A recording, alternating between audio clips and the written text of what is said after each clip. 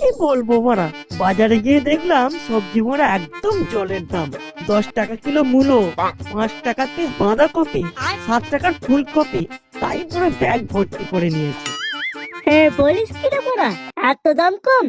আমি মানে কদিন ধরেই ভাবছি গাজরের হালুয়া খাবো, শুধু দাম বেশি বলে আমি মানে কিনতে যাইনি জানিস। আরে না রে বড়া, এখন বড়া সব সবজি জলের দাম রে লাউরা। তাই বড়া আমি ভাবছি এই ব্যাগটা রেখেছে না, আমি আরেকবার বাজার যাব, পুরো ব্যাগ ভর্তি করে আবার নিয়ে আসবো না। এখন বড়া আমি আসি, বুঝলি? তোর সঙ্গে পরে কথা হবে।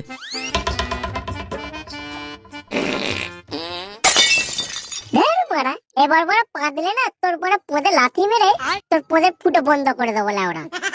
হ্যাঁ তারপর বড়া আমি একটা ব্যাগ নিয়ে বাজারের দিকে রওনা দিলাম।